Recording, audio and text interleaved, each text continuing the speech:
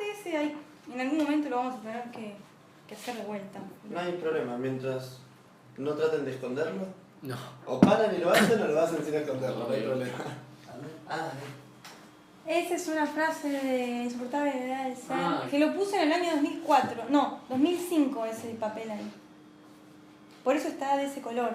Antes era blanco, color resma.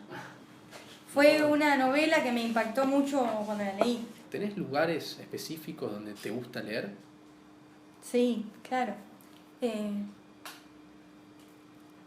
Me gusta leer en transportes públicos, sobre todo narrativa.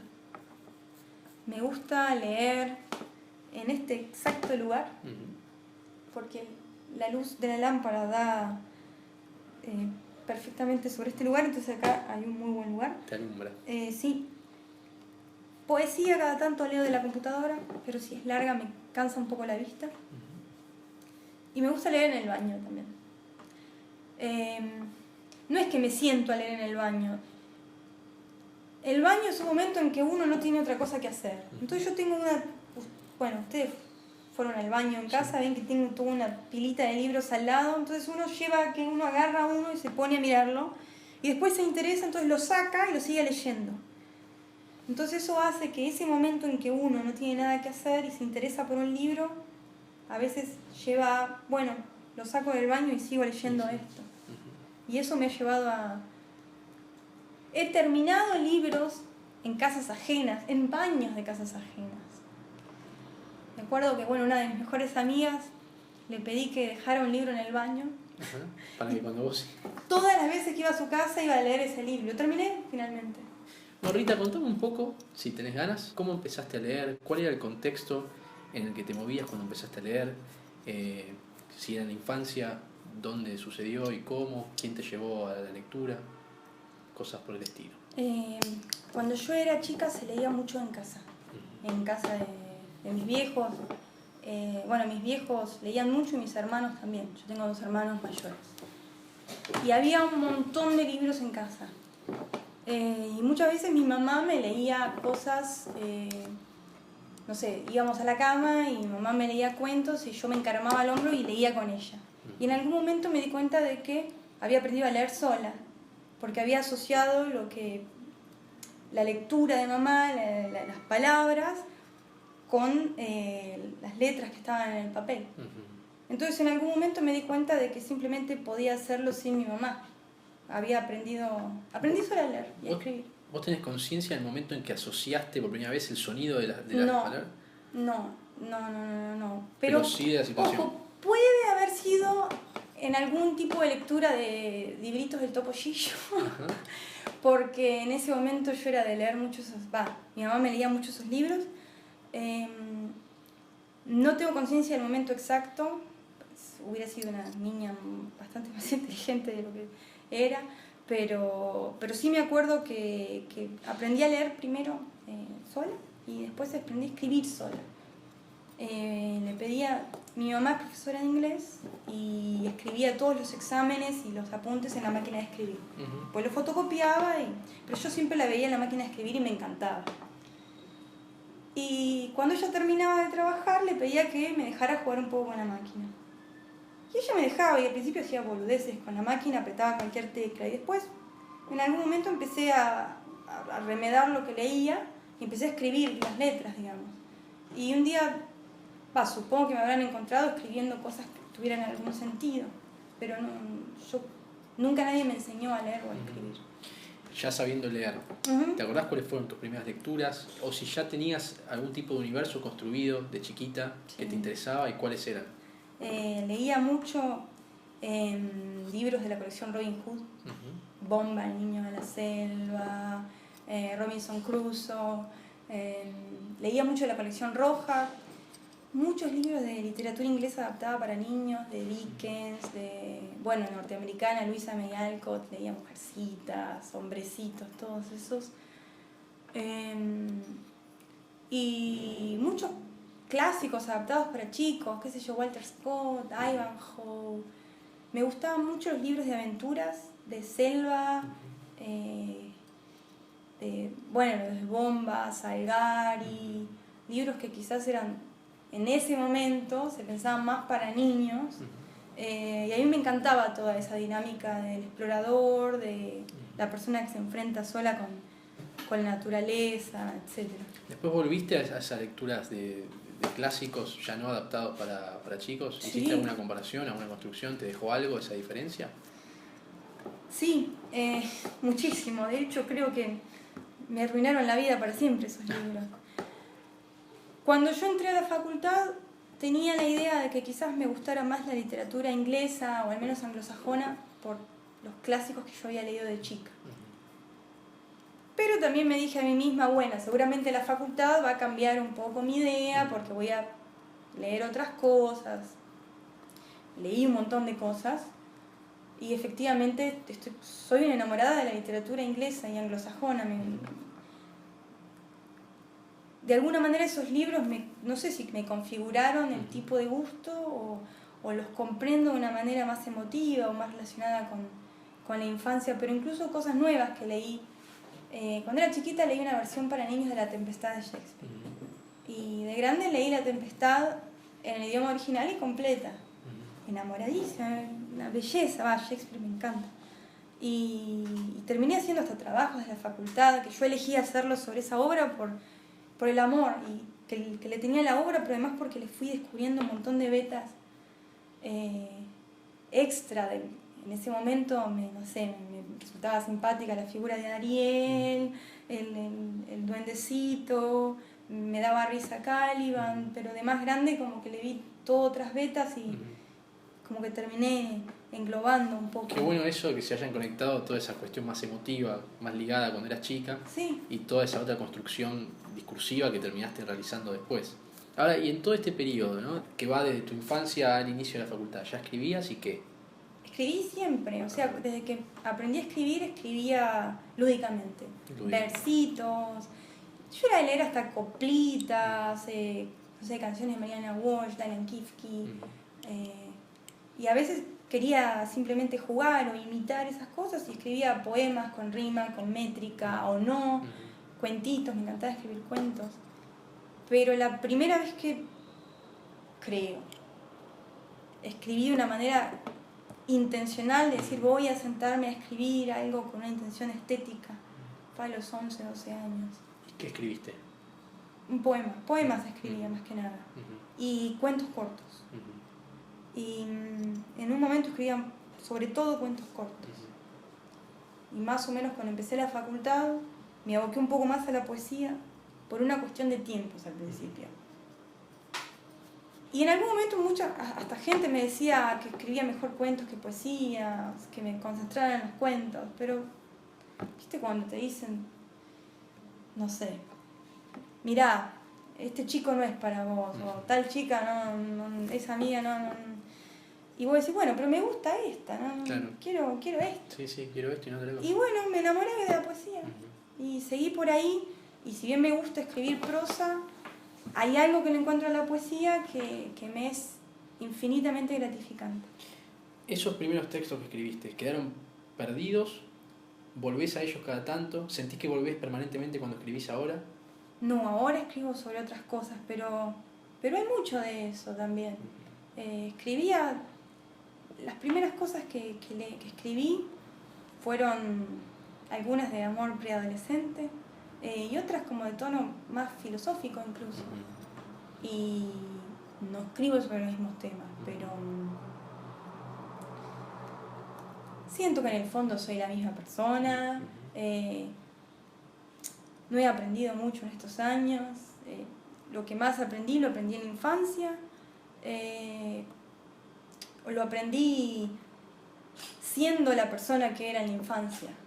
Todo el tiempo lo llevamos adentro, y en los momentos en que perdón si me voy de tema, pero en los momentos en que más aprendí, no lo aprendí siendo una persona pensada, intelectual y creyéndome madura, sino que me aprendí cuando me dejé llevar por esa persona que de alguna manera se configuró de chico, jugando como un chico, confiando como un chico, hablando como un chico.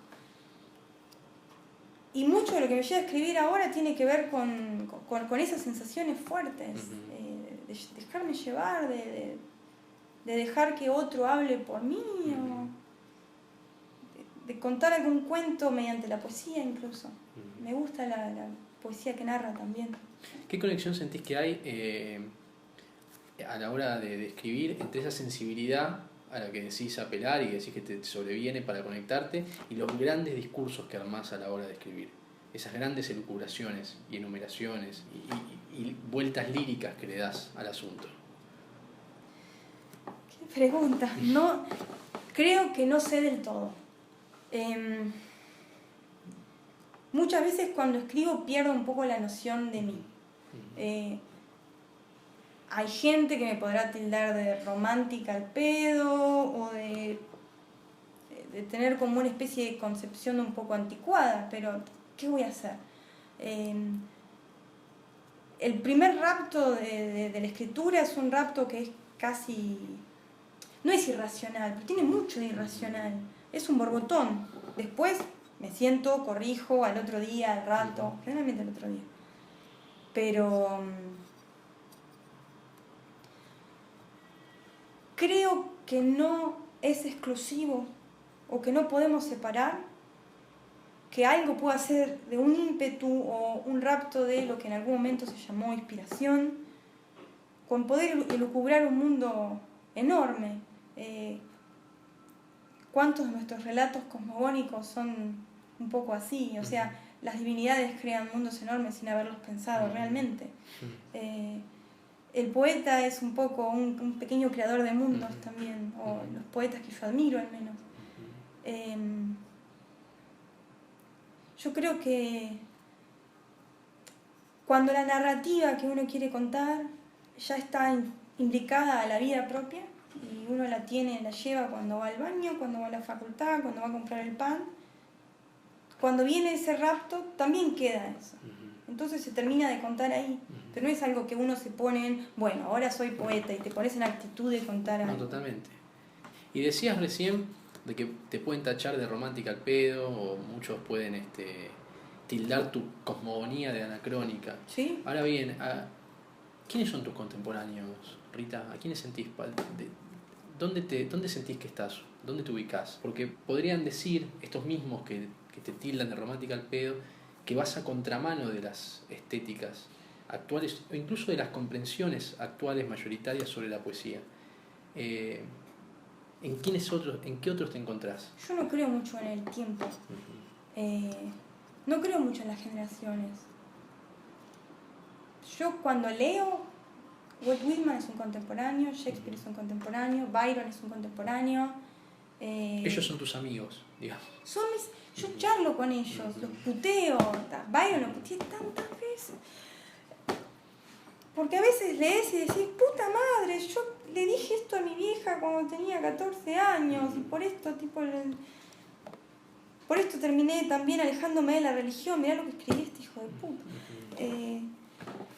Yo me peleo con ellos. Hay tantos poetas que cuando uno lee, uno entra en un tiempo y espacio aparte.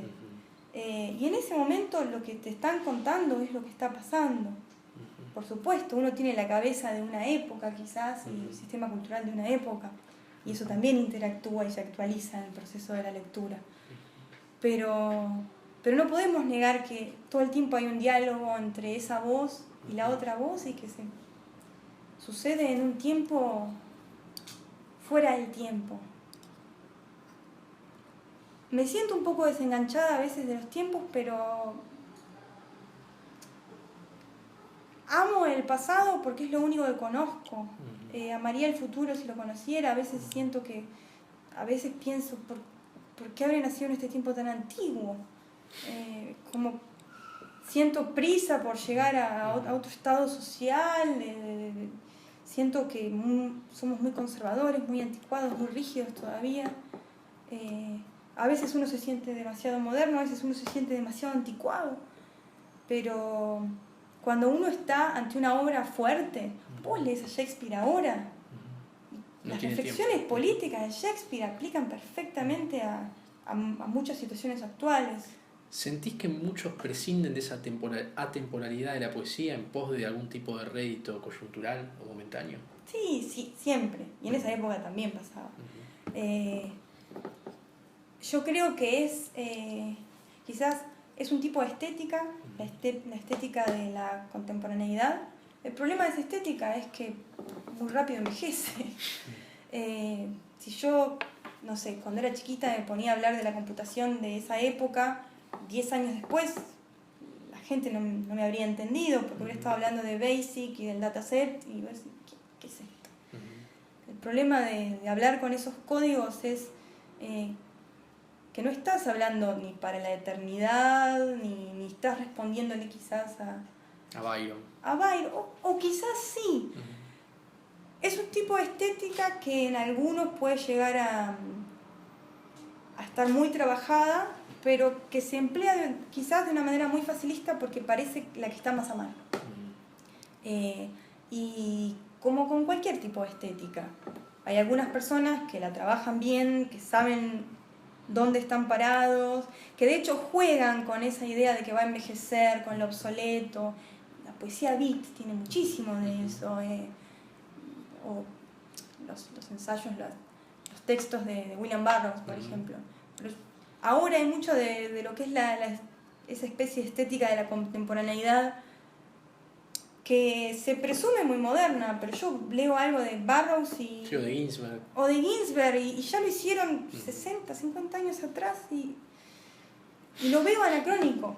O sea, lo veo anacrónico muchas veces hablar de droga, sexo, violencia. Lo hicieron. O sea, no es una ruptura, está buenísimo si lo haces, pero si lo pretendés como una ruptura o como una manera de llamar la atención, quizás le va a impactar más a personas que no conocieron esos otros discursos de otras épocas que eran quizás más rupturistas, más transgresores. Sí, totalmente. Y eso de la violencia, el sexo, la droga como reivindicación es un discurso viejo.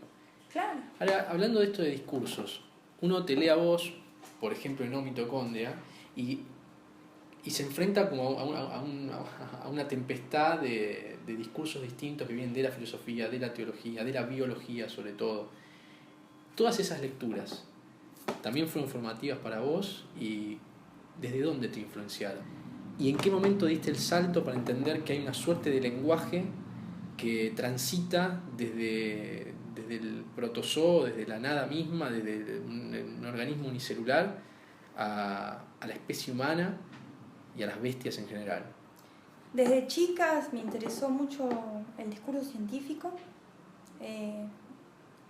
Al principio desde una visión estética. Yo iba a la primaria y miraba los dibujos, los esquemas atómicos que dibujaban mis hermanos y estaba enamorada, la verdad. Quería que llegara a la secundaria cuanto antes para saber qué era eso del protón, del núcleo. Y una nerd. Cuando llegué a la secundaria tuve un par de buenos profesores tanto de biología como de historia. Y por un lado, buena parte de lo que sé de biología celular viene del libro de la biología de la secundaria, y a partir de ahí me puse a leer otros textos, algo de Biology de Campbell, o textos incluso hasta en Wikipedia, en internet. Me gusta mucho leer un montón de distintos tipos de discursos. No diría que leo solamente literatura, sino que muchas veces me pongo a leer divulgación, o incluso ciertos ensayos que están un poco entre la literatura, la ciencia, la opinión. Y luego también estudié mucho, yo cuando terminé la secundaria me fui a Tandil a estudiar Relaciones Internacionales, carrera que no terminé. Pero ahí estudié historia con una pretensión mucho más científica, de alguna manera. Tuve un recorrido mucho más exhaustivo por la historia. Y primero me empecé a dar cuenta de la cantidad de recursividad que hubo en los procesos históricos, al menos en lo que yo aprendí, muchísimas situaciones que se repiten, como dijo Marx, a veces al principio en tono de tragedia y luego de farsa, pero quizás se repitan más de una vez. bueno, en lo que decía también, en Vidas Paralelas también se explora un poco esa idea de las simetrías en distintos periodos históricos. De alguna manera creo que la persona que se pone a observar la vida, la historia, los procesos sociales o los procesos cósmicos, formaciones de estrellas, empieza a ver patrones en todas partes. Lo podés ver desde un punto de vista más facilista, de decir, la estructura del átomo, como lo diagramamos, se parece un poco a la de las galaxias o a un sistema solar. Pero todo el tiempo uno va encontrando esas comparaciones. El poeta, que se maneja mucho con la metáfora, supongo que también encuentra esas analogías en todas partes. Muchas experiencias que tuve, me da un poco de vergüenza decir esto.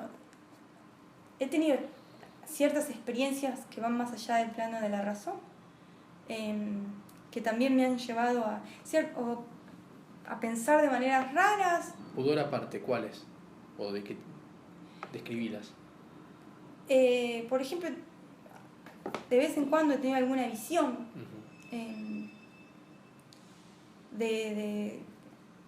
que podría describir como que se parecen a otros tiempos o a otros lugares, a ser otro tipo de organismos también. Esas intuiciones muy fuertes cuando estás a veces frente a ciertos espectáculos de la naturaleza que son poderosos, desde, no sé, una cascada, una montaña, ver desde la cima de una montaña, que puedes sentir un pájaro, que puedes sentir una babosa. Miramos muchas veces a los ojos de los animales y hay un reconocimiento muy fuerte ahí. Y cuando uno se pone a estudiar el desarrollo de la vida, uno ve que hay simplemente un mismo código que simplemente ha transitado diversos estadios, diversas formas. La cuestión de la mitocondria es una cuestión interesantísima. Contame un poco de eso. Yo lo que veo acá es una historia del lenguaje. ¿En qué sentido ¿También? es una historia del lenguaje? Es una historia del lenguaje que a su vez busca la prehistoria del lenguaje. Es una historia total del lenguaje. Contame cómo es esa empatía con un pájaro que mira una montaña o que ve una cascada desde lo alto, y cómo lográs esa empatía intuitiva desde la sensibilidad, pero que no la podés tramitar sino con el lenguaje, que a priori parecería algo más específico. Primero hay que aburrirse de uno mismo y hay que desechar un poco a uno. O sea, hay que dejar de estar un poco también atado a todo ese discurso que tenemos sobre el yo. No le niego una realidad al yo. Hay algo de eso, pero también nosotros construimos yoes muy poderosos que nos atan y nos mantienen en una cárcel. Yo creo que la cuestión de la mitocondria y el lenguaje, hay una analogía muy fuerte. Yo no soy una experta en biología, ni mucho menos, y de hecho yo creo que a veces mi ignorancia me permite elaborar relatos más poéticos al respecto. Yo veo algo muy parecido en la idea del lenguaje y el humano. A ver, contame eso. Ya lo dijo Barrow dijo todo. Él decía que el lenguaje era un virus del espacio exterior. Una vez me hicieron una entrevista y dije algo parecido. Perdón si me repito. Yo no sé si es del espacio exterior. Me encanta pensar que es del espacio exterior. Pensemos que es del espacio exterior. Pero que funciona como un virus, funciona como un virus. Una vez que nosotros desarrollamos lenguaje, al estar hablando, vienen otras personas y de alguna manera van a adquirir un poco, les vamos a contagiar ese lenguaje. Podemos pensar que en realidad el lenguaje es una especie de extraña gripe que usa al humano como el cuerpo, como el anfitrión, como el host, y que también tiene una especie de vida. Las ideas tienen vidas. Bueno, la idea de la memética es que hay una replicación de ideas que usa a las mentes como hábitat simplemente. Como canales. Como canales. Vectores. Exactamente. Y creo que el humano pudo complejizarse gracias a ese extraño parásito que es el lenguaje, que que también lo llevó a cambiar como individuo y a permitir. Yo creo que el lenguaje también nos lleva a querer dirigir nuestra propia evolución como especie. El humano modificando su propio código genético para transformarse en otros, o implementándose ciertos artilugios electrónicos, fusionándose un poco con máquinas, con nanotecnología, un devenir, con software. Otra cosa. Devenir otro. Me suena un poco a un devenir animal a la manera de Deleuze, pero pensando en otra cosa, ya no en algo a priori anterior. Y quizás no sea el humano el que realmente quiera eso, quizás sea ese parásito que está llevando al humano a crear otro hábitat en donde sea más fácil desarrollarse. Son ideas con las que juego mucho y que me parecen cada vez más factibles. Contame, vamos a hablar ya estamos hablando de omitocondria. ¿Cómo fue la experiencia de publicación? ¿Qué aprendizaje te trajo publicar con años luz? Y bueno, ¿cómo viviste todo ese proceso de ver el libro publicado? Omitocondria es un libro viejo. Lo quiero muchísimo ese libro, lo empecé a escribir hace 9 o 10 años. Hay algunos poemas de Omitocondria que son más nuevos. Es un libro que me tomó mucho tiempo escribir e iba escribiendo otras cosas a la par. Cuando yo terminé ese libro y al poco tiempo terminé de cerrar otro que se llama La Belle Époque y que no está en ningún lado, y le mandé ambos libros a la editorial Años Luz. Y este es anterior, pero la editorial quiso publicar que es el anterior. El otro me parece que no les gustó mucho. No le gustó. Me dieron un par de ideas, mirá, por ahí estos versos quedan un poco largos, mejor. Y algunas de esas correcciones me parecieron perfectamente válidas. Y además voy a decir algo que me parece muy importante en esta época. Ellos editan, ellos no son una imprenta, ellos ponen el dinero y se juegan, apuestan por literatura. Creo que este debería ser el estándar en que estamos acostumbrados y no una excepción hermosa. Digamos, vos sentís que ese trabajo editorial de apostar por el autor, sí, que podemos decir que un poco se perdió desde el momento en que se coloca sobre el autor la carga de pagar por su edición y de distribuirla, que es un formato anterior, antes funcionaba así, es superador. O sea, te metiste, por eso te pregunto, en lo que es el panorama actual editorial literario. ¿Vos no estás de acuerdo con editoriales que cobren al autor por editar? Me parece necesario que haya imprentas, que haya editoriales a pedido, porque la posibilidad de autogestión y de decir quiero ir completamente a contramano de lo que es el mercado editorial, yo me quiero editar mi propio libro y controlar todos los aspectos, la tapa, la colección, la difusión, cómo lo vendo. Es fantástico que exista esa libertad. El problema era cuando no había de lo otro. Me parecía pobre que no existieran las editoriales en un término más tradicional, que se manejen, porque cada editorial también tiene una especie de poética. Hay dos patas por las que me gustaría preguntarte, además de la cuestión editorial. Una es los ciclos de lectura, muchas veces ligados a proyectos editoriales, y otra es los talleres literarios. ¿Cómo te relacionas con todo eso? Con los talleres es un poco más fácil porque nunca fui a ninguno. Así que no sé cómo es un taller de poesía.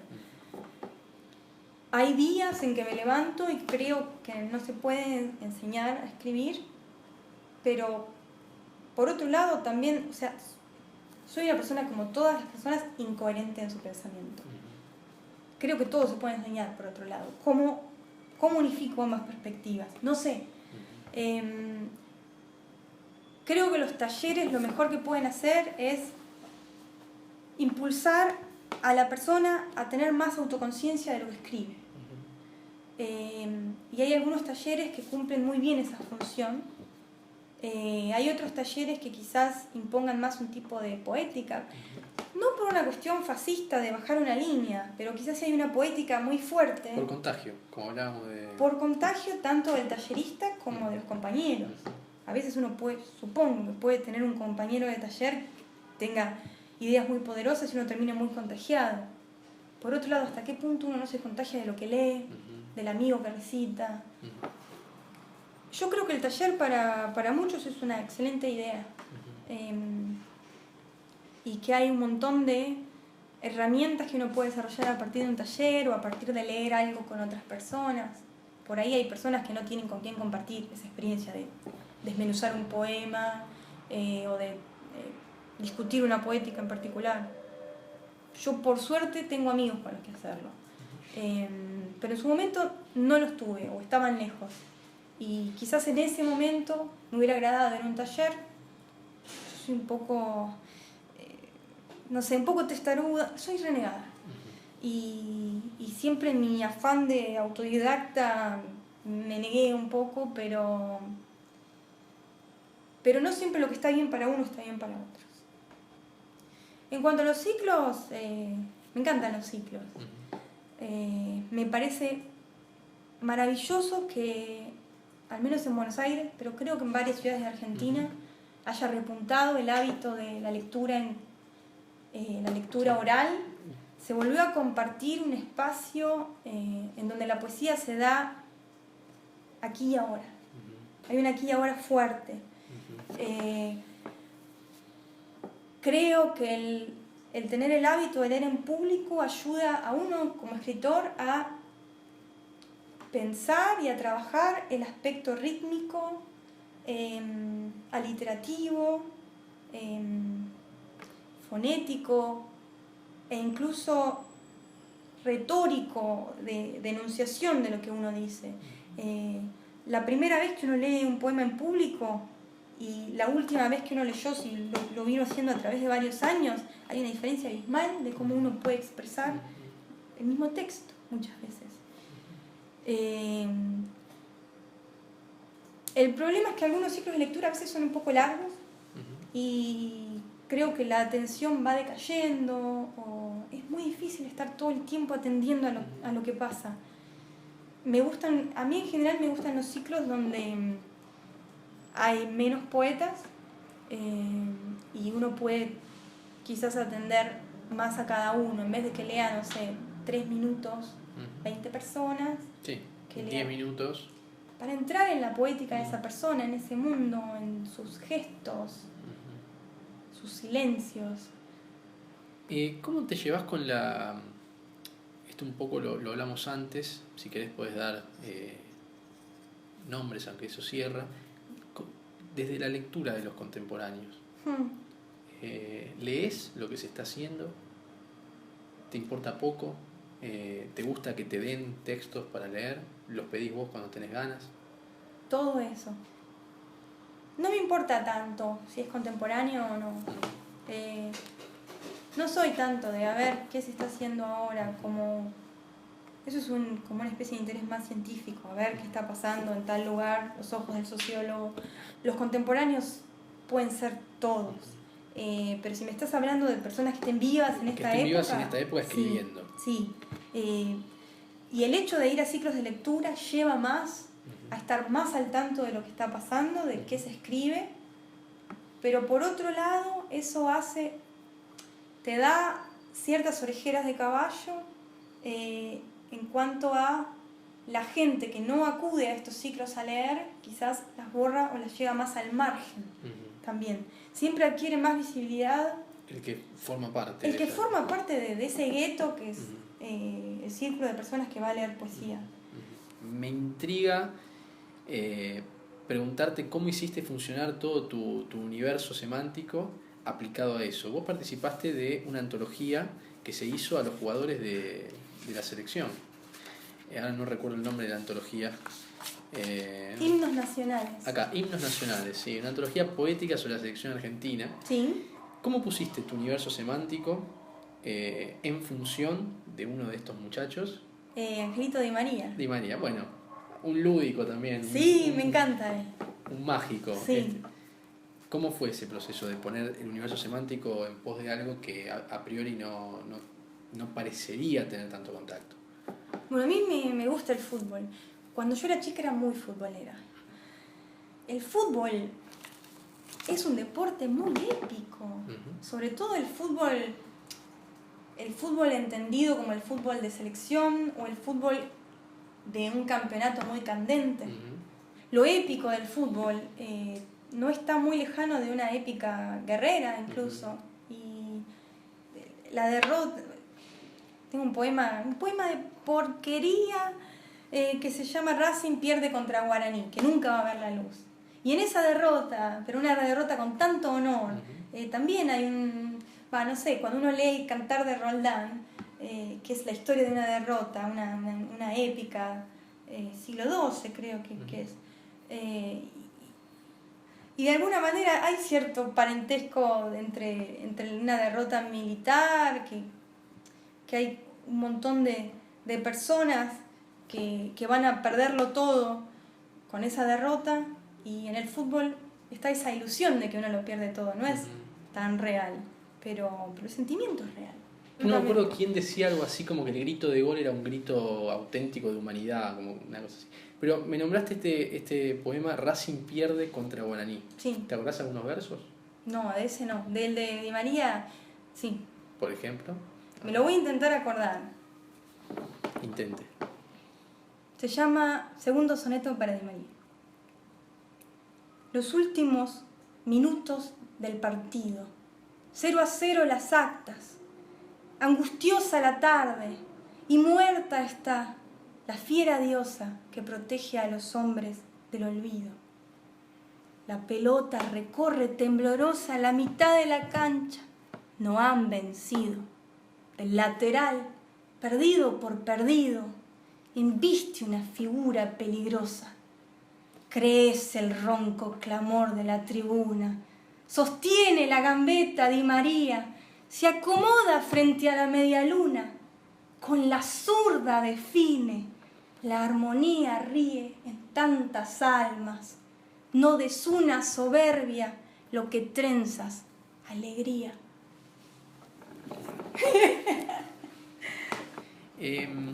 Para ir cerrando, quisiera, nosotros dimos en llamar al ciclo bestiario. ¿Qué puedes decir al respecto? ¿Cómo te sentís vinculada frente a ese rótulo? Todos somos bestias,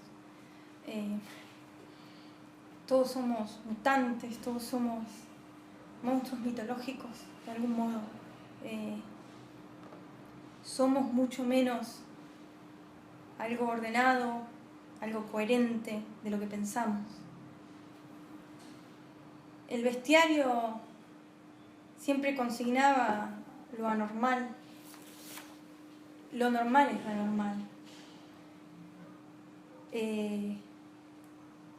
Hay algo, creo yo, en la imaginación de los hombres que siempre lleva a la fascinación hacia lo otro, hacia lo misterioso, hacia lo monstruoso. Pero también esa fascinación viene porque elaboramos zonas de confort, de lo que nos parece normal, de lo que nos parece cotidiano, lo no monstruoso. Creo que en la vista de un alienígena todo sería un bestiario, quizás. Un bestiario de poetas me parece muy adecuado porque el poeta es una especie de monstruo en esta época. Por otro lado, lo veo adecuado porque todos somos un poco, no tanto el que consigna ese bestiario, un poemario puede ser un bestiario, sino que somos el mismo monstruo también.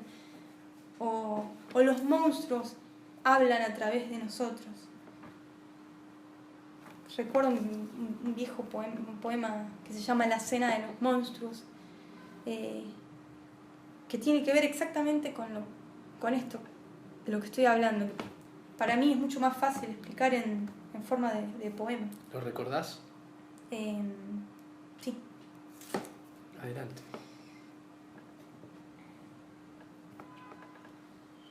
Esa noche vinieron los monstruos a buscarme. Les destrocé la tráquea. Lo fui apilando en un trance salvaje en la cocina. Afilé las cuchillas, despellejé los cuerpos y herví su carne en grandes ollas grises. Por las habitaciones circulaba un aroma siniestro y delicioso. Sobre un mantel a cuadros, con cubiertos de plata, los devoré en silencio. Y fueron agridulces los bocados, lo juro. Algunos tenían sabor a viaje y a trofeo y a brote, otros a grillos muertos y teatros vacíos. Y todo lo comí como si no hubiera otro pan en el mundo, porque acaso no haya otro pan en el mundo que los monstruos. Bueno, ya que recitaste, me gustaría, si tenés ganas de leer, o si te acordás de memoria, lo mismo, algunos poemas de O Mitocondria. Sí, claro. Yo te voy a pedir uno que a mí me gusta mucho, pero después en realidad podría elegir varios. Haz lo que quieras. Sentite como en tu casa.